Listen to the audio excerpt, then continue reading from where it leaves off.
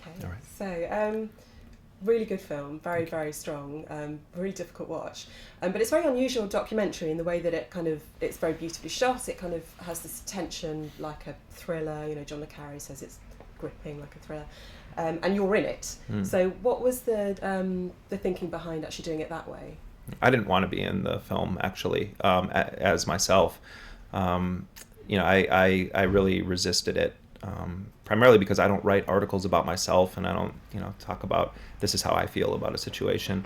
But ultimately, I think what we set out to do was to try to tell a story or a series of stories that would humanize these wars, and to humanize the people that we're told are the enemies. And in the process of working on this, came to a realization that we were very deeply impacted as reporters, by covering these wars. And so it sort of just organically became the narrative vehicle that we used. But I tried fiercely to get myself edited out of the film. But every time we would do that, it sort of felt fake. It didn't feel real. It felt like we were sort of pretending that we were just objective observers. And I don't think there is I don't think there's such thing as objectivity. I think it's sort of a fake concept that's forced down our throats as journalists. And so I tried to embrace the idea that I wanted to let people into the process of doing this kind of work, and to know the kind of toll that it takes on people who do it. It does come across. It does work. I mean, as I said, it's an extremely hard watch at times, and you can tell that you were finding it a very disturbing experience as well. Actually, talking to these families, how has it left you feeling now? I mean, there's a way in which I feel sort of gutted as a person, after doing this film, in part because I don't, and war reporters don't often talk about how they feel or how stuff affects them. But when you actually do allow yourself to go through that process, you realize that all these people have let you into their lives and shared with you the most horrifying details of the worst thing that ever happened to them. I mean, I'll never forget sitting across from this man in Afghanistan who watched his pregnant wife killed in front of him, and then looked on as American soldiers dug the bullets out of her body. And he wasn't able to grieve or mourn the loss of his wife. He was snatched himself and flown to a different place and interrogated for days on end. I look like the guys that killed his wife. I'm a white guy, an American with a beard, and I'm sitting with him like, why doesn't he just hack me to death? And so you sit there with these people who have lost so much, and you're blown away by their willingness to talk to you. And so we as people, we're not just journalists, we're humans. I felt a moral responsibility then to do something about it with those stories. And if you don't feel that as a journalist, then you probably should do something else. You have to have empathy for people. When you in the film, you say when you went back to the States, you were concerned for your own personal safety. What kind of things was happening? What happened? Well, I mean, I think that as we see now with the Edward Snowden revelations and this sort of extent of the surveillance state, and the fact that the Obama administration is targeting journalists, including from the Associated Press, I think everyone who does this kind of work, where you're taking on powerful institutions and powerful individuals and trying to expose war crimes, you're going to come under pressure from powerful people. I received threats. My computer was hacked. I had a note left on my computer and a text edit file revealing the name of one of my sources. And I took that as a very clear warning that they are able to know everyone that I'm talking to. But when I think about risks that I take, they pale in comparison to the risk of the average reporter in Mexico today. There's reporters are gunned down every week in Mexico by narco cartels. There are about 30 journalists missing right now in Syria.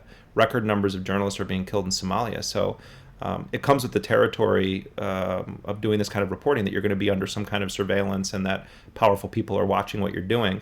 But the real risks being taken around the world are usually by non-American journalists who never get to come to London to premiere a film because they live in a war zone and don't have a passport that permits them to leave it. With the film that's actually out now, do you still feel that there's pressure, or do you feel it's kind of because the story's out there? No, there's a war. I mean, well, look, when you work in investigative journalism and you're investigating the national security state, right now it's abundantly clear that the Obama administration and the British government want to shut down this reporting, particularly on the NSA.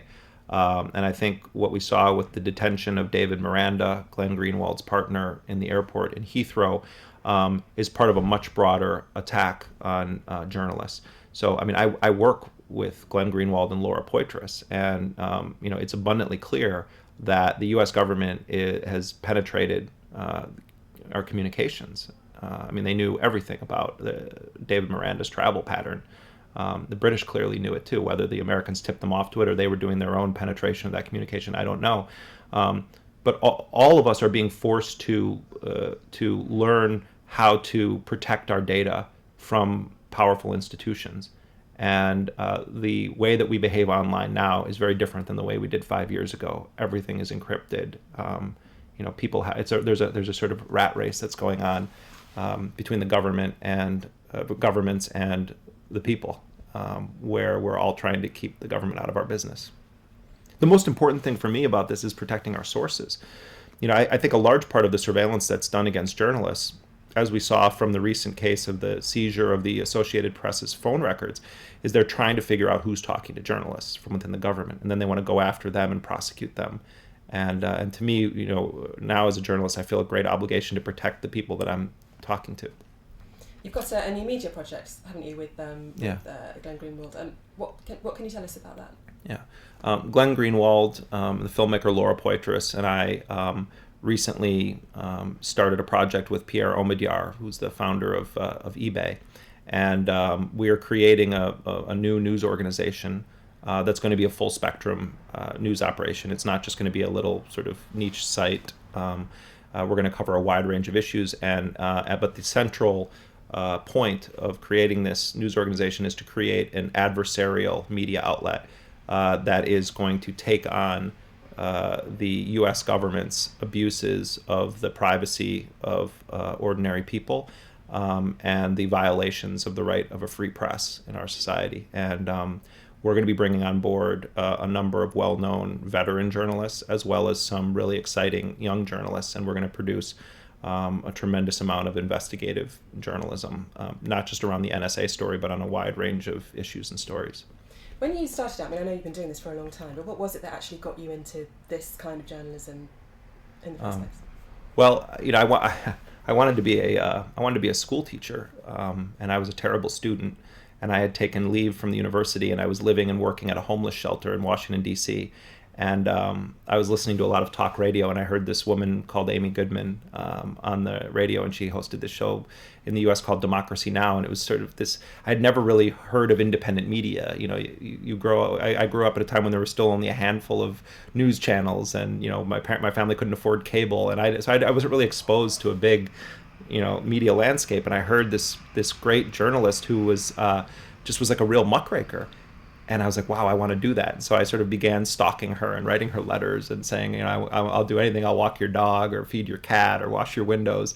And eventually she let me come in to volunteer for her on this radio station. So I learned journalism as a trade, not as a course of academic pursuit. And I first learned the technical side of radio, editing on old reel-to-reel tapes. And the first time that I got to go abroad to report on my own, I went to Iraq in the 1990s, and I was 21 or 22 years old, and at that time there were economic sanctions on Iraq, and it was a sort of undeclared war. And I remember thinking, this is what I want to do with my life. I want to tell the stories of people who live on the other side of American foreign policy or American military actions, and that's basically what I've been doing my entire adult life, is trying to tell stories of people who don't have a voice. It's not an easy way of life, presumably. Do you think it takes a certain kind of person to be able to have the strength to do that kind of? Well, no. I mean, I think at the journalism isn't rocket science. I mean, I think I think the best journalism is makes things plain for people that are complicated, and you're telling stories in a way that people can access them. And the best journalists have dirt under their fingernails because they're out in the field and they're working and they're hitting the pavement. So I don't think that there's one particular kind of person, that's set out for journalism. But I do think that if you view journalism as your job or as your career, then you probably shouldn't be a journalist. It has to burn in your heart. There has to be a passion about it. You can't be one person publicly and another person privately if you're a journalist. You're always on call. It's your whole being. And so that to me is the only real qualification. I think anybody could be a journalist. But those people, for whom journalism is a fire burning in their belly, I think they're the best journalists. Now the film, it's already out in the States, isn't it? It's had this is its international debut. Yeah. Okay, it's had very good critical response. And we've had a lot of we've had negative stuff too. And I mean there's I have my own critique of our film, and I we're not thin-skinned. I mean, I don't feel like we made sort of a perfect movie, and I've been very critical. I'm very critical of the fact that I'm in the film, and I agree. I'll tell you a story. I was doing a discussion in Washington, D.C.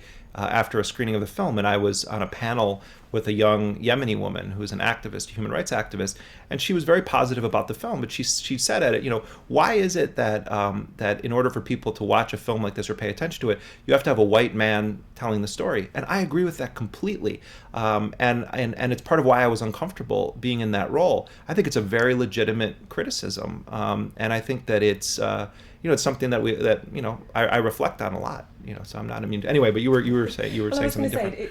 You do make the point very well. You do make it very strongly, and it is a film when people are going to see it. It is, as you say, it's a more personal way of telling the story. So it is going to raise awareness. But what do you actually hope it will achieve, as well as raising awareness? Is there something that you have in mind that you would like to see, an action taken? Because obviously it's not going to change overnight. No, I mean, we decided for people that go to see our film, they'll see that we don't have at the end of it some call to action or a list of statistics or, write your MP or your member of Congress and tell them that you want an end to this or a beginning of this.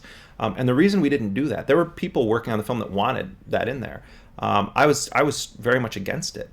Why? Because we ended our film on a series of questions that we felt should have been asked long ago. Especially now that we're 12 years removed from 9/11, how far are we willing to go in terms of giving up basic liberties or freedoms in the name of our security? What is the relationship between keeping our societies safe and keeping our societies free? I think we've hit a crisis point, particularly because someone like Obama is the president of the United States, who won the Nobel Prize, is a constitutional lawyer by training, and he is legitimizing some of the worst aspects of the Bush-Cheney counterterrorism regime. And so our goal with the film was a modest one. It was to encourage collective groups of people to come together and to debate these issues themselves. I have more faith in other people's ability to come up with campaigns and ideas than I do in my own. As a journalist, I'm trying to raise questions. I don't have the answer to them.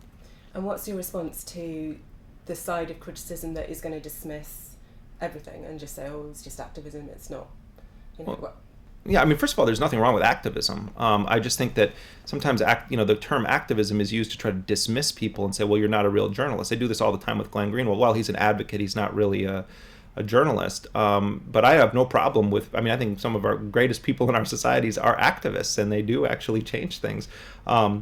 You're always going to have critics and people that attack you. I get called anti-American, unpatriotic, all of these things all the time. It doesn't faze me. There's legitimate debate that we should be having over these issues, and I engage in those debates all the time.